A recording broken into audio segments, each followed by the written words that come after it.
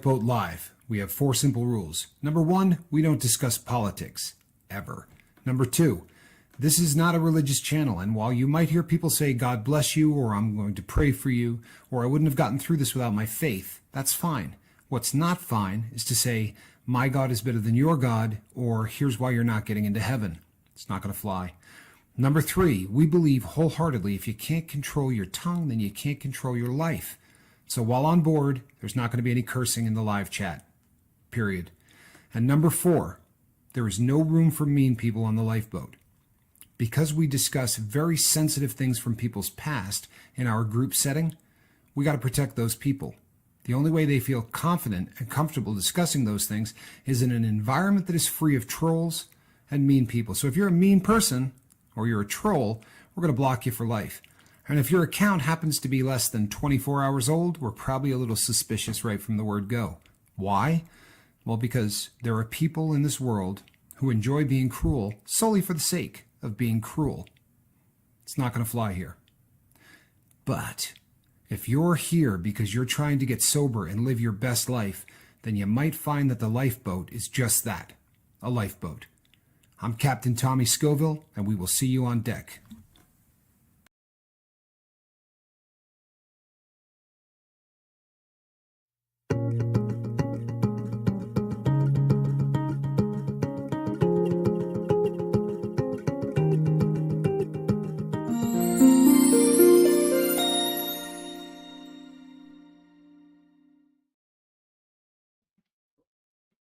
Good evening, everybody.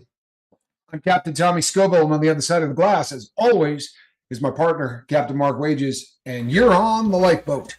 It is, it's a Monday, isn't it?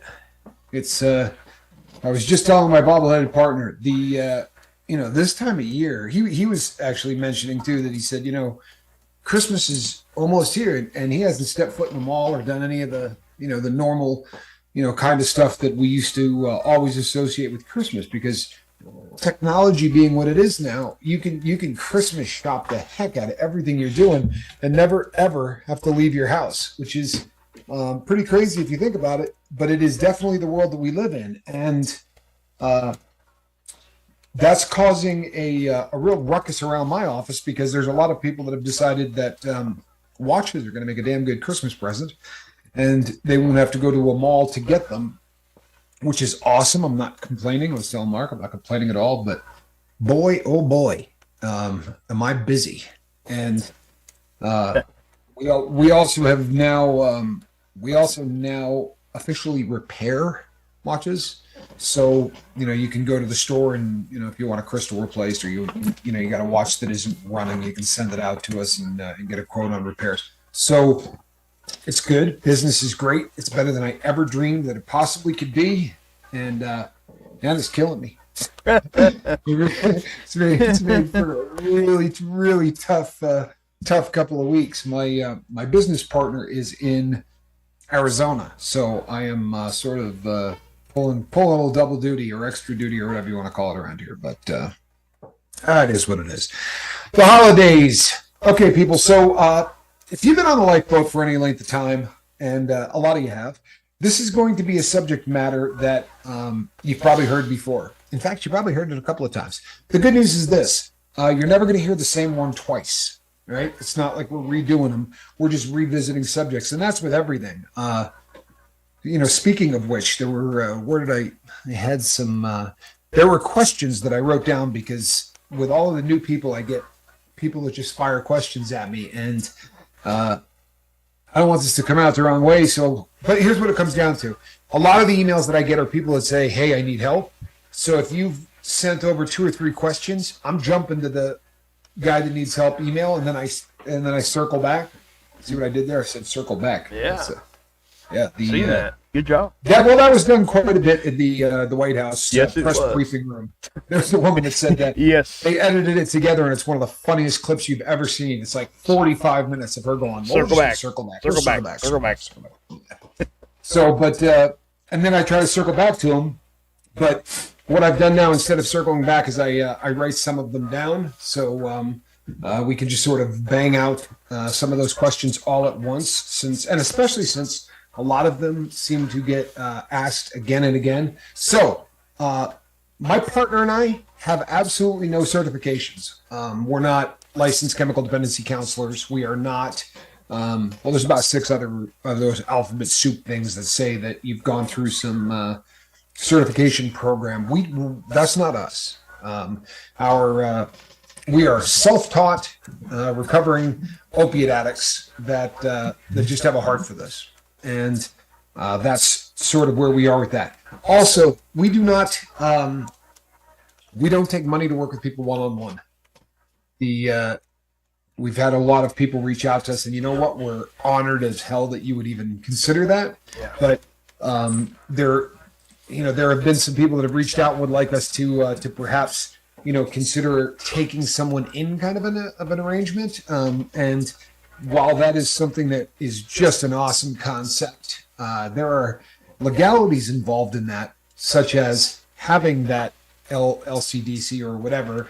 While we really appreciate and we're honored by all of that, this is really the format that we choose. And for those who say, well, I'd be happy to give you a little extra, we work with everybody anyway.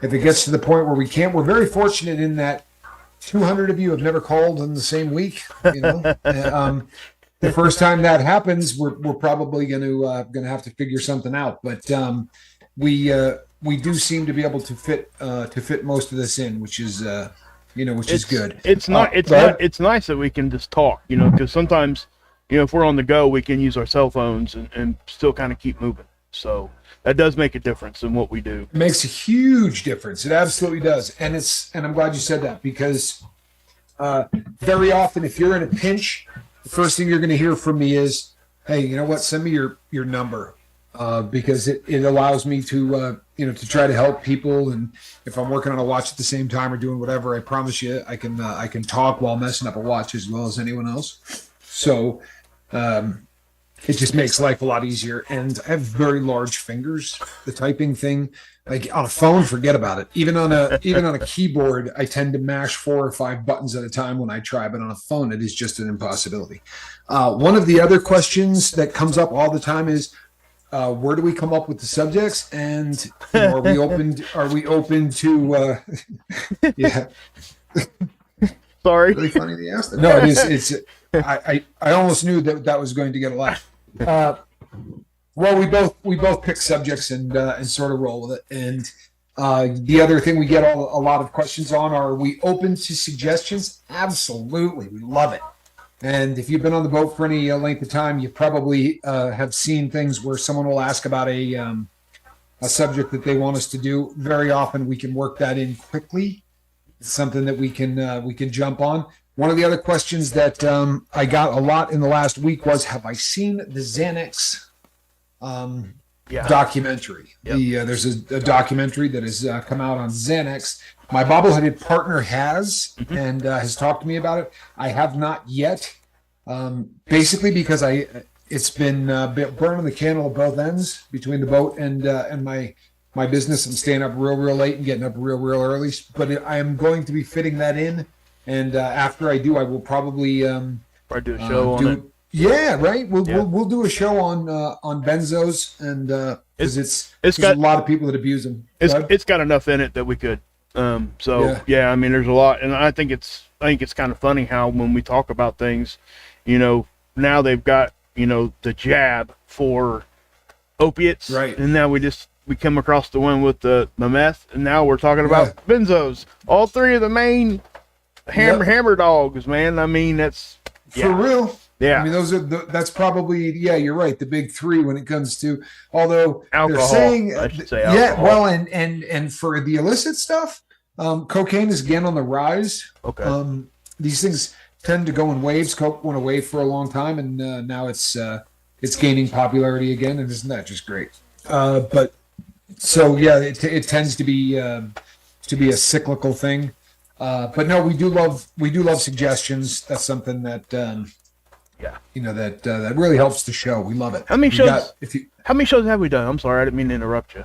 500 and I don't know, 500 and something. We've done a lot. Yeah. So I mean, it would almost be ridiculous to think that we can't have to circle back. Right. And see, To come up with something that we haven't done yet. Yeah, yeah. So if you guys have an original idea, please, for all that's good, send it to us. I mean, we want to know. So No, he's right. Absolutely right. That would be awesome, and it helps out the channel in a pretty big way if you do that. So we would appreciate that.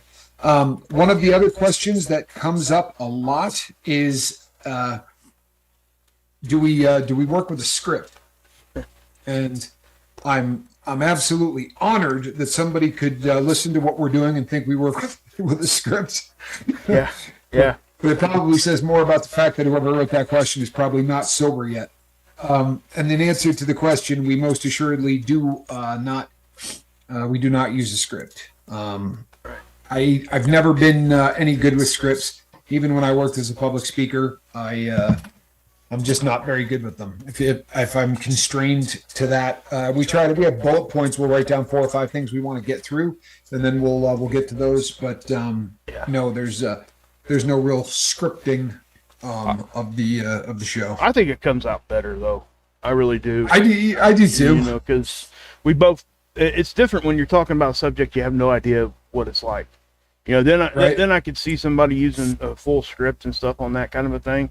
But on something that we've lived for years, it just comes out, and I think it comes out better.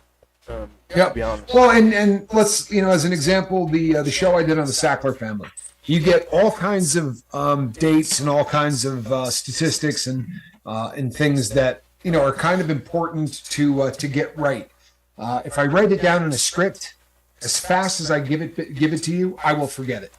If I actually take the time to go through the bullet points 10 or 12 times, I'm a fan of not working with a script. Yeah, you know what? It's way more exciting, and it gets the adrenaline going. And then the other thing that I thought was really funny, and I'm not going to pick on the person, but boy, I'd like to tell you this person's name because this is really funny. Somebody said, "Is there a blooper reel of the stuff that you had to?" It's live. Yeah.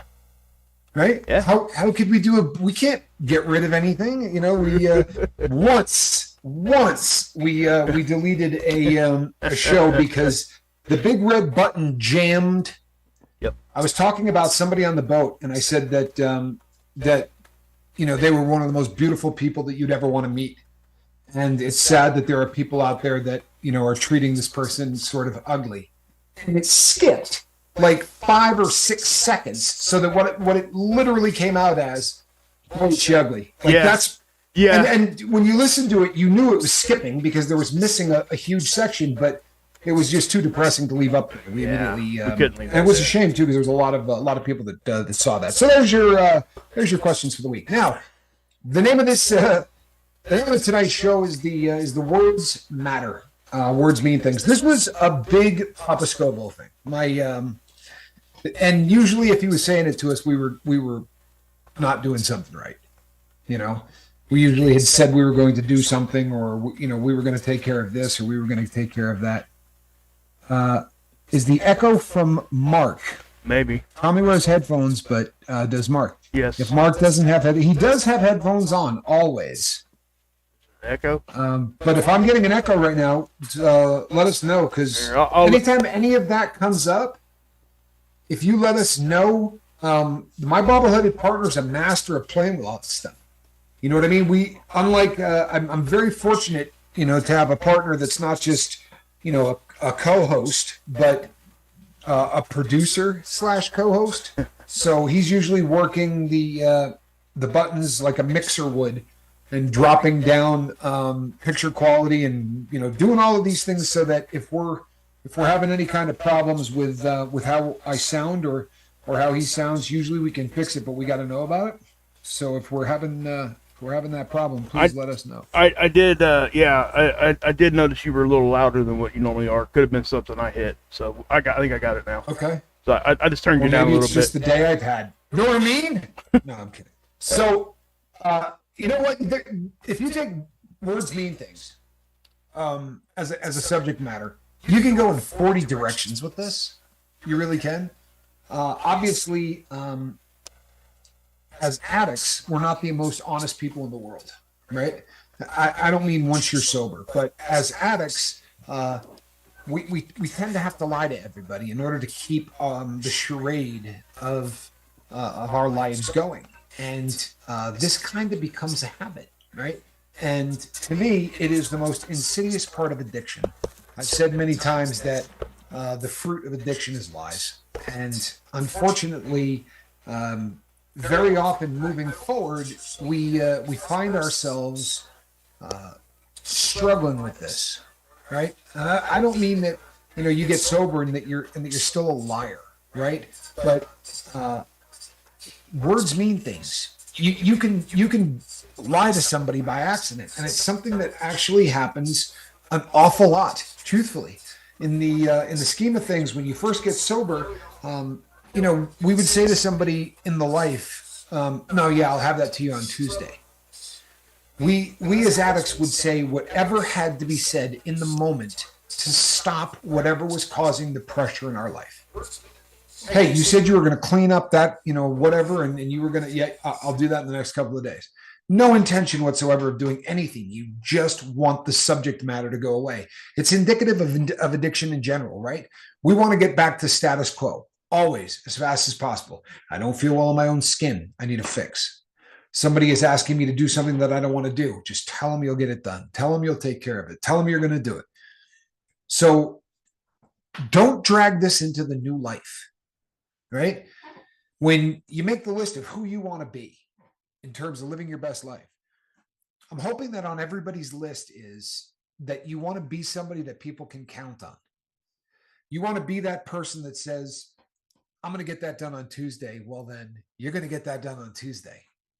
I remember getting out of the halfway house, and the first job that I had getting out of prison, I worked at a shipyard out in Oakland, and I was working on ships, and I don't mean like unloading them and things like that. I mean, we were restoring them, we were cleaning them. It was a massive shipyard where they would bring in ships sometimes, 280, 300 ships, research ships, huge stuff, a lot of Coast Guard ships. And you never knew what you were going to be doing from day to day. In theory, I was hired as a painter, but you never knew exactly what was going to get done. And when you were going through the paperwork, this place paid like 25 bucks an hour, right? And fresh out of prison, that was a lot of money. And this was in the C+ math. So to just have a mental grace, to have a job at all, I felt blessed. I really did. So, but to get this job, I was filling out the application and they said, do you have any problem with heights? And I'm thinking to myself, I'm on a shipyard, right? I mean, we're not going up in airplanes. We're working on boats. So I said, no, I don't have any problem with heights. And then they said, do you have any problems with enclosed places? Are you claustrophobic at all? And I said, what are these questions all about? And the guy said, well, honestly, if you answer yes to either of those questions, they're not going to hire you. It's very rare that any of this will come up, but it might. So, of course, being the addict, right, I said, no, I don't have any problem with heights. And in fact, I used to do some skydiving. No problem with heights at all. And as far as small places go, yeah, no big deal. No big deal. So the truth of the matter is, I don't have a problem with heights, but I do not like small places, right? At all. So here was an opportunity where words mean things, right? I said to this cat, I do not have a problem with small places.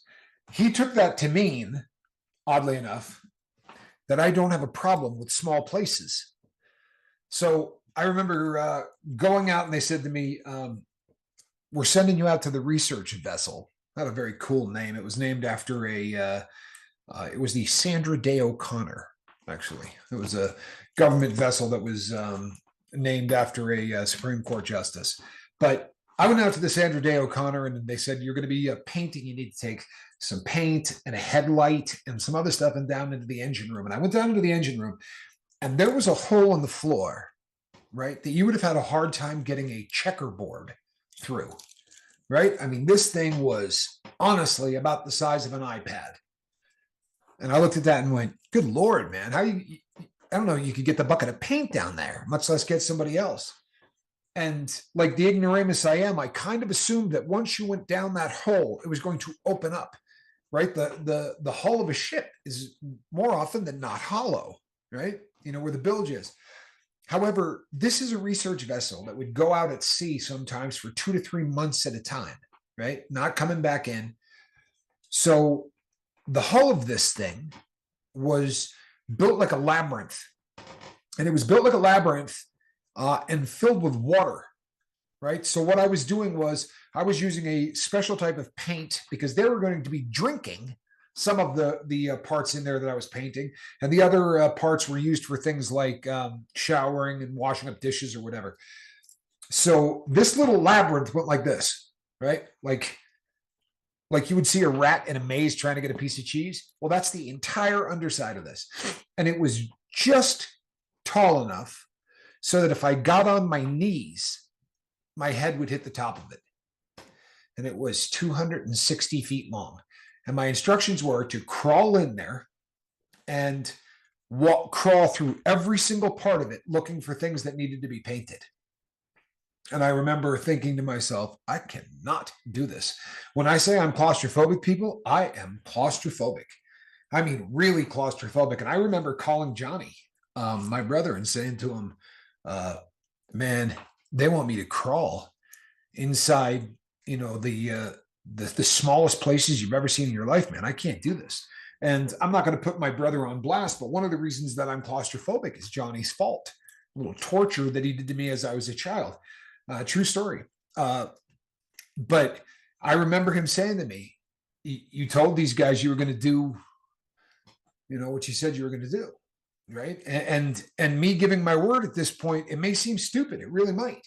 But at that point, especially being my first gig, I just crawled in that thing and I turned my cell phone on and talked into it, because you start feeling really alone, you know, when you get so far out that you can no longer hear any of the noise that is taking place above that.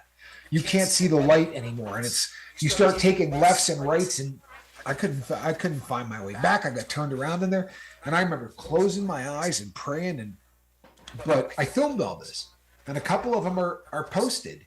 And I remember getting about maybe 15 minutes into crawling through this thing. And by the way, when I say it's a maze, to get from one maze to the next, you have to go through a hole that is half the size of the maze itself. So you're going through this thing that's like this big. So you got to put one leg through one arm and then sort of do this number to get through each of these.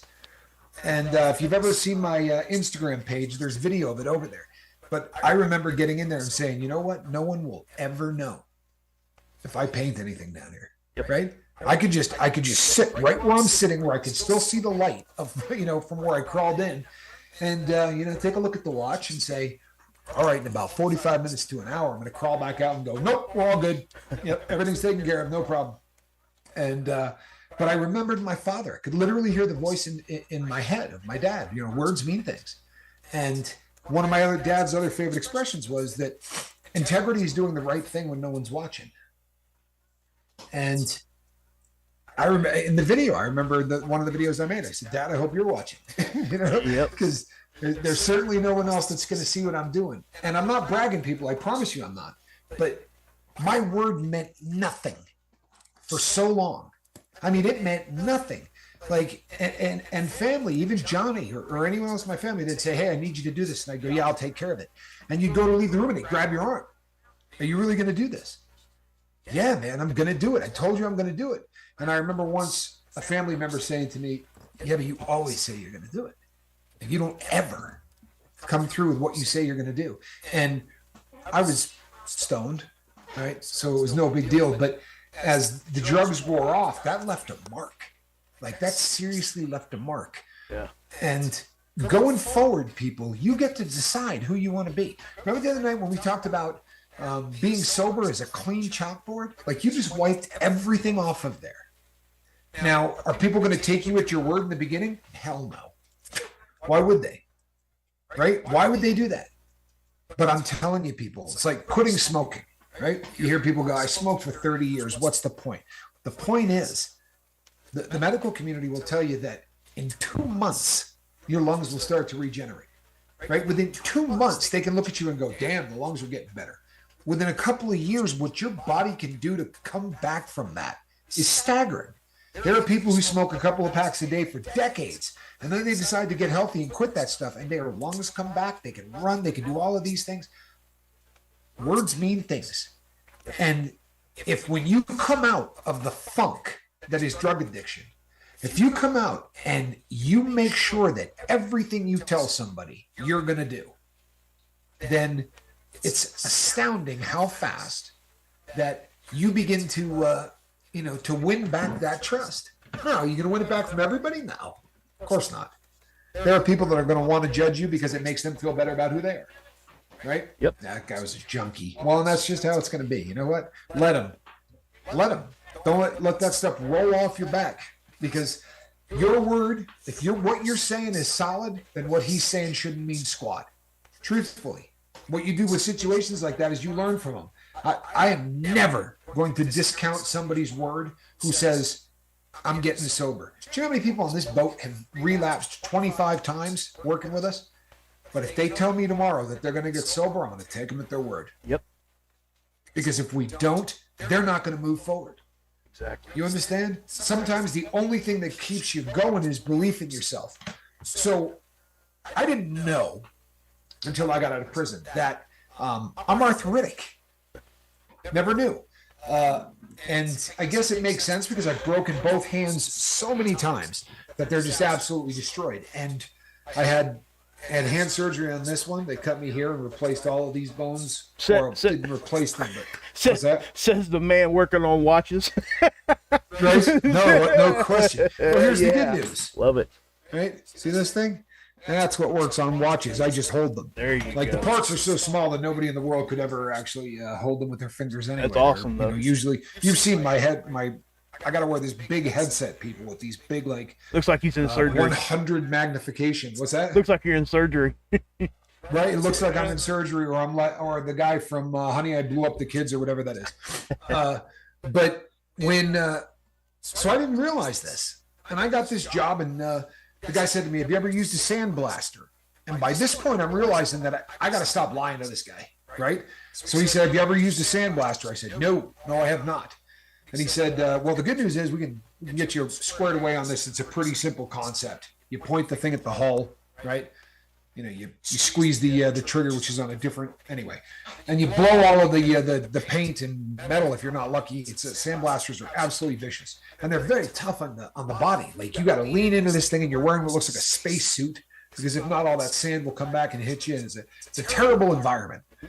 But after the first day of me using a sandblaster for 10 consecutive hours, when I woke up the next day, like I said, you can go to Instagram and look at the pictures of this. My hands, which are big anyway, were twice this size. Like I look like a cartoon character, right? I look like the hamburger helper hands from the commercial. Just these huge catcher's mitts. And again, I called Johnny. I said, "Get a look at my hands." And but I'll tell you something, people. I wasn't tapping out. This was my first chance in life for me to be the guy that was going to show up at work. And I remember a bunch of people, I did a posting of my hands on Instagram, and at the time I had about 10,000 followers. And everybody said, "Don't go to work tomorrow, man. You got to call in sick. Look at your hands." And honestly, I kind of got offended. I left a couple of comments and just said, "No, man, I'm going to work. You don't understand." Well, the following day I just did a video and I said, "Look, you don't know who I am, man. I've always been the guy that didn't go to work. My entire life, I've told people I was going to do things, and then I didn't do them. That was who I was. It was my defining characteristic. But I'm not going to be that guy anymore. And I assure you, my bobbleheaded partner isn't that guy either. If we say we're going to do something, we're going to do it, right? If we say we're going to continue to come here and be here 5 nights a week, how often would you guys show up if maybe we did it 2 nights a week? Or you know what, that every once in a while we just skip a couple of days, or we blow off a couple of shows. Yesterday, somebody made a comment about having a routine, right? And I thought about it all night. I really did, because everything that I do is now a routine. Everything. The cat in the damn basket. You realize I don't film this without a cat laying down next to me. I mean, every single thing that we do is structured, right? And the reason is we don't have licensed chemical dependency counselor certificates, right? We don't have a bunch of letters after our name. All we have is a decent amount of books that we read, a lot of dope that we did, and our word, right? It's all we got. And if your word, this is one of the greatest things I ever heard. When I first got to federal prison, I went up to a guy and said, "Any advice?" Right? I went up to about 10 guys and asked them that, and I tried to pick old timers, right? But one of the old timers that I picked said to me, "You come in here with two things, right? Your word and your guts." Not the word he used. He used a word that referred to things that people use when playing tennis, right? Or baseball. They bounce. And he said, right. And he said, so all you got is your huevos and your word. There you go. And if your word isn't worth squat, then your huevos better be. Right? Prison was great for that. Honestly. Because if you said to somebody, hey, can I borrow 4 books of stamps?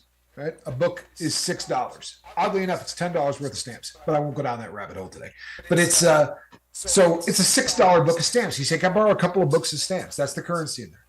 Sure. When are you going to pay me? I'll pay you on Tuesday. If Tuesday rolls around and you don't have that guy's stamps, he's going to stab you. There is none of that. That's all right, man. You know what? You get me next week. It doesn't happen. Right? It doesn't happen.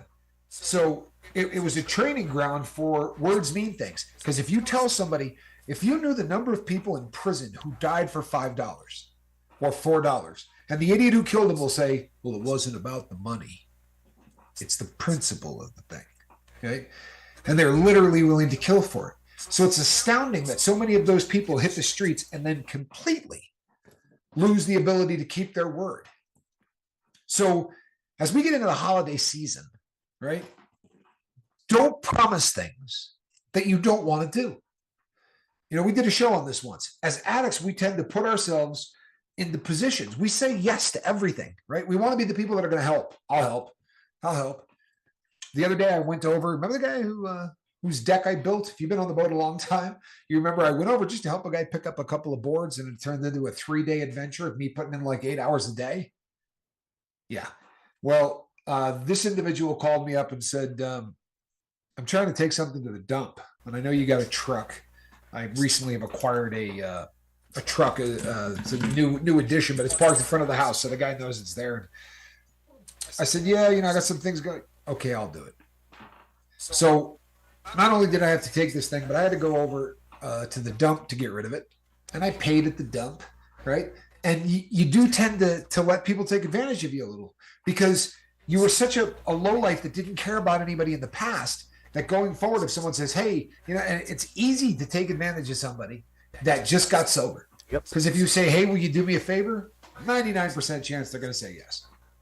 Right? And I'm bad at it. I really am. I'm bad at saying no. I didn't want to take this stuff to the dump. I really didn't. However, while I was in prison, my dad fell down here one night, and he was a very large guy, and couldn't get back up. And this guy drove over at 2 a.m. and helped my dad. And, at this point, I don't know that there's much I wouldn't do for this guy. Yeah. I'll complain about it a little bit because it's in my nature, but there's not much I wouldn't do. He was a solid cat. But going forward, this holiday season, you get invited to a Christmas party and you get that tinge, right? You get that feeling that maybe you shouldn't be there. Don't go. But don't tell someone you're going to go and then don't go. Think about your reputation going forward as the basis for everything that you are going to be. I'm not making this bigger than it is. I'm not. If you begin to tell people that you're going to do something and you don't do it, you're going to relapse. I guarantee you're going to relapse. This is a behavior that takes you in the opposite direction of the pine box, right? You want to get to that pine box without ever doing drugs again. Then if you tell somebody you're going to do something, you damn well better do it. You damn well better do it. Or you better tell them way ahead of time that you're not going to. If you wake up in the morning and you go, you know what? I didn't sleep very well. Man, I'm not going to go to work today. Just didn't get a great night's sleep. Get your butt up and go to work. May seem insignificant, right? But it's not, because words mean things. And when we get hired, I don't care where you get hired, people ask you things like, hey, you good about showing up? If you're feeling ill, what are you going to do? Like, they ask you these questions at every interview in the world. If you tell somebody you're good about going to work, go to work. For real. Words mean things. So that covers the do what you say you're going to do part of this, because I think that's really important. And with the holidays coming up, there's going to be a lot of people asking a lot of things of us. Hey, we're having a party Friday night. The people or the family are coming by, knowing full well people believe this. Once people know that you're in recovery, once they've talked to you a couple of times, they're going to realize you're the go-to guy or the go-to gal. I need a couch moved. Call Tommy. He'll do it. Making up for a lifetime of being a loser. You got to move a house. Call him. He's going to say Look at the comment I just posted. It says, "Oh, Tommy has a truck. Can you help me move?" Haha, just kidding. Yeah, you know what? I wish I could hide it too, but there's just nowhere to put this thing. But, just do what you say you're going to do. If you don't, you're going to threaten your sobriety. If you don't believe me, try it. Every single thing that we do, people, is moving you toward getting into that pine box, a sober human being, leaving this planet without a relapse, or it's taking you in the opposite direction. Do you ever play that game Tetris? Remember that video game when you were a kid? I still play it. Well, it's like that, or it's like Jenga, right? You got this big pile, and every time you don't come through on your word, one of those things gets pulled out. Yep. Right? Every time you treat somebody or you talk behind someone's back, anytime you do drama, anytime you do anything that was part of the old life, one more of those things get pulled out. Yep. Why the hell do we say journal in the morning and journal at night? Yep. Because if somebody pulls one of those things out, if you are getting this way, there's only one way you're going to know. Right. If you sit down at night and you write down, yeah, so-and-so called today and they asked me if I could do this, and yeah, I told them I was busy. Oh, you're lying, are you? How about this one? No, dude, I can't. I can't help you. I got things going on. I'm not going to, here's what's going on. Tell the truth. Or, something, since I got sober, I find myself saying yes to every single thing that people ask me. And I don't think it's healthy. I'm sorry. I love you. I can't help you on this, man. You're going to have to call somebody else. People respect Honesty that. is they damn right they do. Right? Damn right they do. Don't tell me a lie. And you say, wow, it's just a little white lie. It's not that big a deal. It's not that big a deal until the person runs into you at 7-Eleven. And you're in your truck. Right? And you're in your truck. And you think, oh, crap. And now you know what happens? Your self-esteem takes a hit. And in your brain, people, this stuff all may seem very insignificant, right? What's the big deal? The big deal is this. There's a chemical reaction now going on in your brain identical to the one that you've had for 30 years. You understand? Yep. You tell somebody something and they catch you in that, who cares? You just saw me at 7-Eleven. Your brain goes like this. Right? This happened. Now that striatum, the part of your brain that doesn't even think, it just reacts, goes, what did he do the last 1,100 times he got caught in this situation? He got high. Right? Let's see if we can't talk him into it. Let's send a bunch of chemicals down. Let's make him uncomfortable in his own skin. Let's do everything within our power to see if we can't get him back on the needle. You understand? All of these things. When I say it's pulling one of those things out, people, everything that you do in your life from now on, everything you do should be putting one more of those little bricks. Right? You got that tower? Stop building around it. Exactly. Right? Mark said yesterday, he was talking, and you know what's funny? I watched last night's video, which I don't do very often, but I watched last night's video. And when Tommy Bird said he was taking his kids, I said, yeah, it's funny because I had a flashback today. Then I didn't tell you anything about the flashback. It shows you. I blame that on Squirrel. But I was cleaning up yesterday. I had to shovel because we had a bunch of snow. And a guy walked by and he was dragging 2 sleds. And one of the sleds had a kid in it. And the other one was the kid was slightly older and was just walking next to Dad.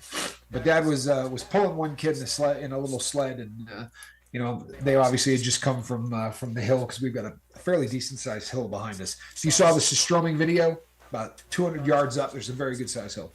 So I had a flashback. I mean, just no lie, like instantly. I was back in Vermont. I was 5 or 6 years old, and my dad was pulling me in one of those sleds. And I'll tell you something, people. You know, we didn't make a big enough deal about that yesterday. My bobbleheaded partner, I mean, what he said was genius, and we should have made a bigger deal about it. For real. You know what? Dogpile those memories. Take advantage of those. You can't undo the things that you've done, right? You got a bad penny. you got something that's in a jar that's just sticks out like Wednesday in the middle of the week, and you can't get it out of that jar. I had 30 years of those, but I can fill that jar until it's overflowing with nice, bright, shiny pennies to the point where you might not see that ugly one, right? That's us. That's us. And I get the question 15 times a week.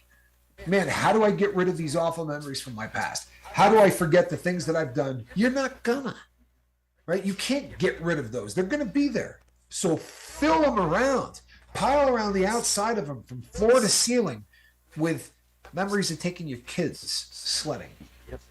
Right? Exactly. When your kid says, "Hey, Dad, can I? You know, can we go do this?" Go do it. Yeah. Who cares? Go do it. Who cares what the rest of the sentence is? Just say yes. Exactly. Just get your butt off the couch and go do it. Get off the couch and go spend some time with the kid. And here's a great. I'm telling you, the best thing ever that Q did for me was the phrase that he used to say, "Did you do that when you were getting high? Okay, don't do it anymore. Don't do it anymore. Did you not do that when you were getting high? Okay, do the hell out of it." Well, when you're in the life and you're sitting on the couch and you're nodding and your kid goes, "You want to go outside and throw a football?" "Nah, man, we'll do it later." Right? That's what drugs and alcohol do to you. They and I'm not busting on anybody but me. I promise you. I think we're all there. Crap father. Yeah. What's that? We're all there. I think all of us. I certainly was. I can't look into the hearts of everybody here on the boat, but I can certainly talk about me. Yep. And I wasn't worth a fart as a father while I was on dope. I wasn't. But I'll tell you something. My daughter had surgery today, and she's good. She's good. You know, as I think I told everybody on the boat, my daughter was born with a heart condition, a very, very serious heart condition, but she's rock solid. But she's got some equipment in there, right? She's got some heavy equipment that keeps her running really well. And every couple of years, they got to go in there and do a little tune-up on the computer. And it's a very routine thing, but it's still a surgery, you know? And so last night, she was a little stressed out. And the phone rang at 9 o'clock. The phone rang at 11 o'clock. The phone rang at 2:30. And I think the phone rang at 4. And I promise you, people, if I was looped, if I was, on dope, I wouldn't have taken the calls. I'd have looked at it and went, "Oh man, she's gonna know I'm high. I'll just talk to her in the morning." You know what I mean? But when she said to me, "I got a surgery coming up and I'm tripping about it," I'm a little nervous. I said, "Do you want me to fly out there and be there for it?" And she said, "No, it's not that." I said, "Well, if you start feeling weird, call me. I don't care if it's the middle of the night. Call me. Words mean things." Yes. You know, And how good would I have been as a father if I told her to call me, even if it's in the middle of the night, and then I didn't pick up the phone? Yep. And and we get a question awful lot too. How do we make our words mean things? Sometimes we'll say something and really not even mean what we said. But how do we show the people around us that when we use our words, that's actually what we mean? That's by our actions. That's the only right? That's the only following through. It's the only way you guys can do that. I promise you. And I know we talk a whole lot about long-term recovery and stuff, but this is something very, very important in early recovery. Because if you do this from the beginning of your recovery, the people around you will start to trust you again. And you'll see it. It's not going to be immediate. It's going to take a long time, and it's going to take a lot of what we're talking about, doing things for people and just following through with what you said. It doesn't mean that you have to go do a whole bunch for people. Not at all. That's not what I'm saying. What I'm saying is, if you say it, like Tommy said earlier, go do it. Don't drop the ball on that. Don't drop the ball. Under promise, overachieve. Right. I mean, I got a comment I got to hit before I squirrel away. Go for it. And you know what, Buddha Bud, I love you. Right. Preface this with "I love you," and I really do. I really am getting to know Buddha, and He's just a really, really solid guy. In spite of the whole Massachusetts heritage, he's just a really good guy. Massachusetts, boy, if you're from the Northeast, you know what I'm talking about. No, but he's a great guy. But Buddha just said, I would get high as can be and always try to do my best and see what I can get done just to test myself. And I passed that test a lot.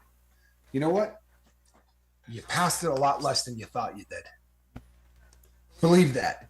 Because when I was in the life, I said the same stuff.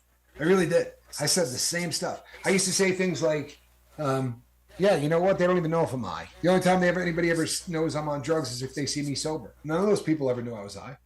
And then I got sober. Now I've been sober 7.5 years. And I ran into people that didn't have a clue. I would have bet you my life that they didn't know. And I'd run into them and they'd go, damn, what'd you get, sober? Huh? What? Yeah, what, are you off dope? Who told you I was on dope? And they'd go, oh, are you kidding? I mean, what? You know, even if I didn't look the part, Buddha, you and I will talk in private because I'm going to ask you a bunch of questions that when you're done answering, you're going to go, yeah, you're right. But I'm not going to do it to you in public.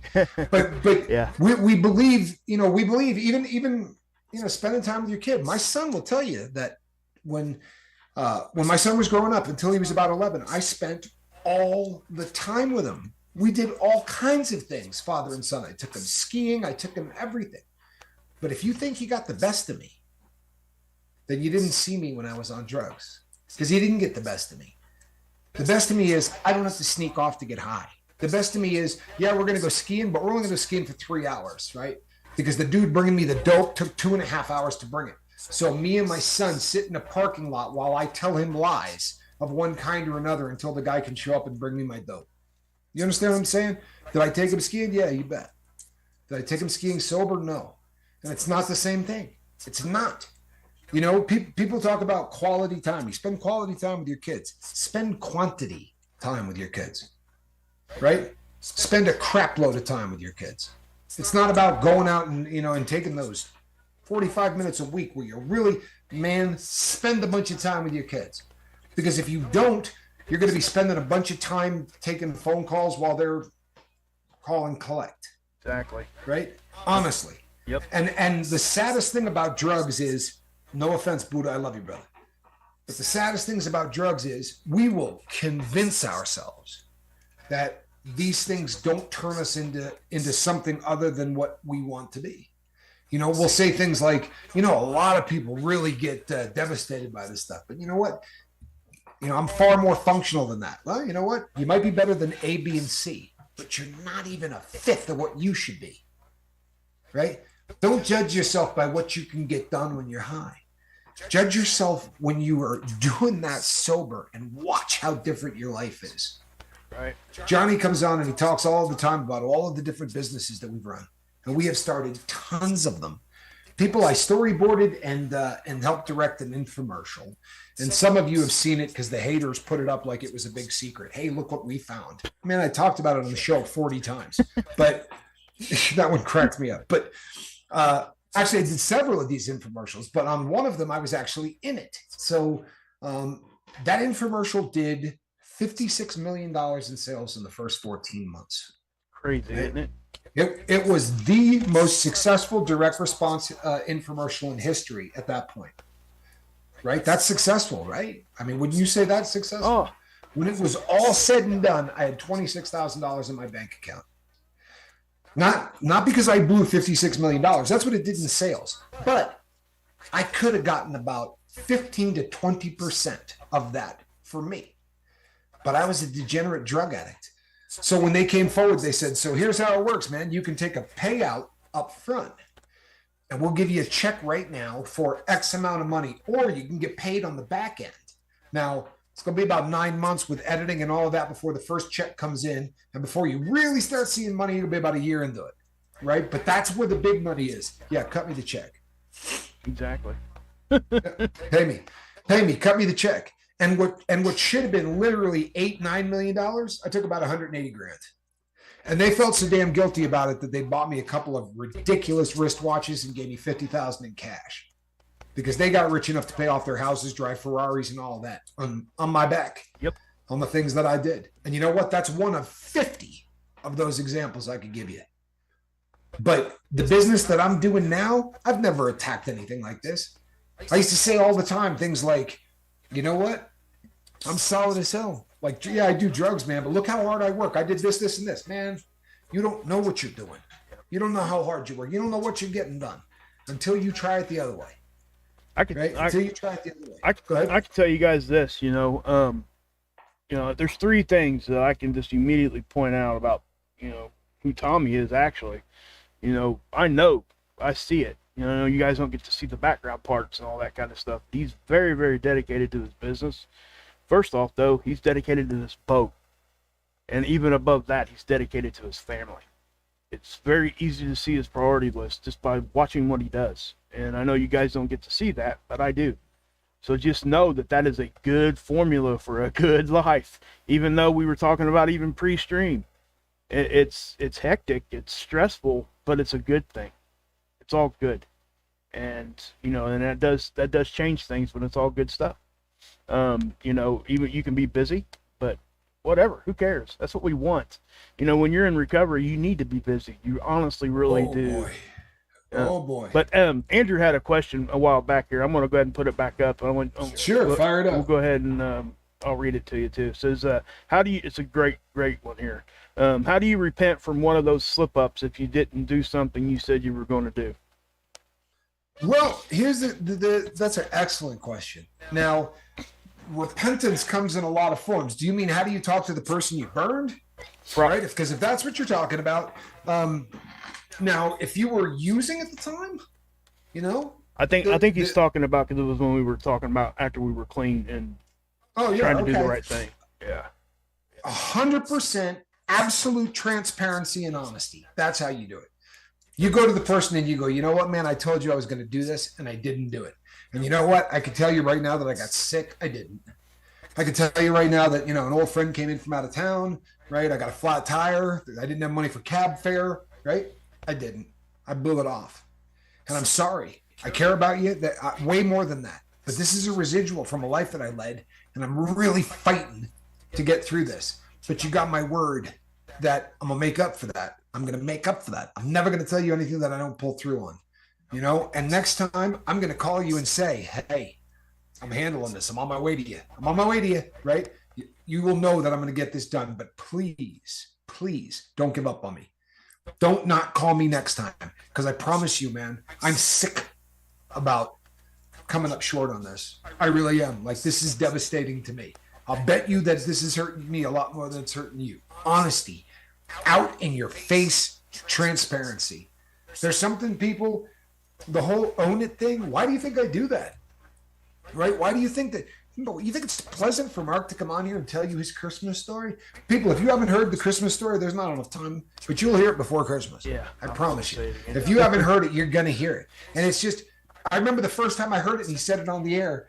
I don't know if you remember the show, but when we got off, I said, man, I cannot begin to tell you the respect I have for you for telling that story. Yeah, I remember that. For real. Yeah. Because it is a damn unpleasant admission. Yeah. It's an ugly story about who he was. But you know something? The reason that you do that is because the more you own what you were, the more you are in touch with the person you were, the less chance you got to ever be in that person again. It's super easy to go back to what you were if you can gloss it over and tell yourself, yeah, you weren't that bad. I wasn't that bad. I had a bit of a dope problem, but I wasn't really that bad. I wasn't burning people. I wasn't doing this. I wasn't wasn't that bad.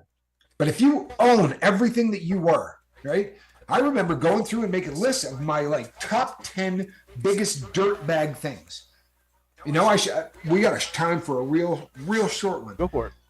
I was in the Soviet Union on business. I was the president of a publicly traded company. I went to pay a guy. We were cashing him out at a restaurant, and he called me over embarrassed like, and I said, hey, what's going on? And he goes, one of the $100 bills you give me is fake. And I said to him, no, I assure you it's not. What $100 bill? Well, he hands me an old one. Right? Doesn't have any stripes or anything else. It was an old bill. Now they stick out like Wednesday in the middle of the week, but this was way back when, right? They were all over the U.S. because we were just transitioning out. And I'm sorry, I had one of the new ones. Every bill over there was the old one, right? So we were just transitioning to the new one. And I said to him, no, these are the new $100 bills. in America. This isn't fake. These are the new ones. I said, but here, I'll give you an old one. Don't worry about it. And he goes, there's a new bill? I said, yeah. He says, why are they doing this? And I said, well, because people counterfeit or whatever. And every once in a while, they change the bills. And he said, I have my life savings in those old bills. What am I going to do? So I said to him, I wouldn't worry about it, bro. You know, it's not like the old ones are ever not going to be worth money. He said, no, someday if they're going to get rid of them. I said, no, trust me. And then I left and thought, I'm going to run an ad in this country, and I'm going to tell them that those $100 bills that they have aren't going to be worth anything in a couple of months, but I'll buy all of them they got at 80 cents on the dollar. You know, talk about low life. This is the life savings of these people. They saved their entire lives just to get to $100 bills because rubles were worthless. If you knew the amount of them that we were getting sent in, unforgivable. Yeah. Unforgivable low life stuff. And these weren't rich people, right? They were mailing me 4 $100 bills, their entire life savings. And I was keeping 20% of it, mailing it back. And by the end, people, I wasn't even mailing them back. Got caught for that one, by the way, but yeah. I ain't laughing at you. It's just something that, you know, sleazy. Yeah, and I think that goes to exactly what we were saying earlier. You know, we don't really realize what we're doing when we're like that. We realize it, but we don't care because it's so masked over that we have to have what we have, and it's and the crazy. crowd that I was with, Mark, guys were saying to me, that is the smartest idea I have ever heard. I was getting high fives from everybody. This got big enough where at one point I needed 16 employees to open these envelopes. Wow. Someday we'll do a whole show on just how bad that there. got. Yeah, that's just how bad that got. I'm going to say thanks to Cemetery. He's a new member. Thanks for, looking mighty green there, Cemetery. Yep, I like that life jacket on you. Looks good on you, buddy. Cemetery looks good in green. Yep. And he's probably wearing an Omega wristwatch. He's a dashing devil. I'm telling you what. Yeah. Alrighty, people. Can you get one of those at Walmart? No, he got that from A Better Time. Oh, I was just wondering because it didn't the one video say yes you can. Yeah, you're in front. Yeah, you're in front. A great video. I'll have to tell the crew about that on the next show. Yep. Mark sent me one of the funniest videos ever. Oh, what a great video! I'm gonna go back and watch that. Alrighty, people. That brings us to the top of the hour. Big red button time. We will be back tomorrow night. Same squirrel time, same squirrel channel. Between now and then, reach out and try to save somebody, all right? I am Captain Tommy Scoble on the other side of the glass. Captain Mark Wages. Pat in the basket. Good night, everybody. We love you.